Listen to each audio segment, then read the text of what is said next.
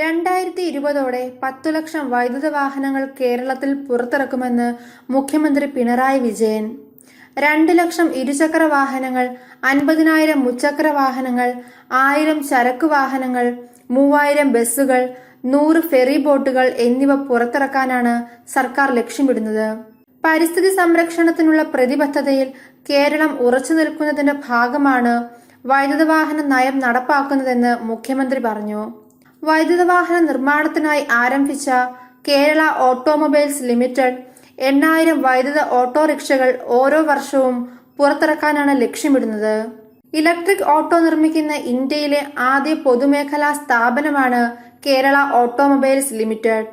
Electric ഓട്ടോയ്ക്ക് പിന്നാലെ സംസ്ഥാനത്ത് electric ബസ്സും കേരള ഓട്ടോമൊബൈൽസ് ലിമിറ്റഡ് നിർമ്മിക്കും. സ്വിസ് വാഹന നിർമ്മാതാക്കളുടെ സഹകരണത്തോടെയാണ് ഇലക്ട്രിക് ബസ്സുകൾ പുറത്തിറങ്ങുക.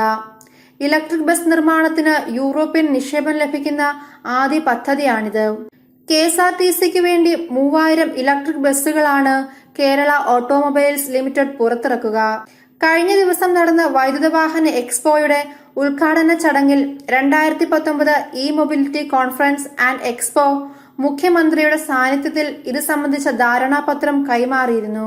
വൈദ്യുത വാഹന നയം നടപ്പാക്കുന്നതിന്റെ ഭാഗമായി EESL എനർജി എഫിഷ്യൻസി സർവീസ് ലിമിറ്റഡിൽ നിന്ന് 14 വൈദ്യുത കാറുകളും സംസ്ഥാന മോട്ടോർ വാഹന വകുപ്പ് ഉപയോഗത്തിന് ഏറ്റെടുക്കും.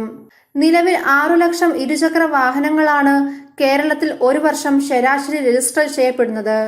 വരും ഭാവിയിൽ പ്രതിവർഷം കുറഞ്ഞത് 2 ലക്ഷം ഇരുചക്ര വാഹനങ്ങളെങ്കിലും ഇലക്ട്രിക് ആയിരിക്കണമെന്ന് സർക്കാർ ആഗ്രഹിക്കുന്നു. ഇതേസമയം വൈദ്യുത വാഹനങ്ങളുടെ ഉയർന്ന വിലയും കേരളത്തിലെ സാഹചര്യങ്ങളിൽ വൈദ്യുത വാഹനങ്ങൾക്ക് ലഭിക്കാൻ സാധ്യതയുള്ള ദൂരപരിധിയുമാണ് സർക്കാർ നേരിടുന്ന പ്രധാന വെല്ലുവിളി.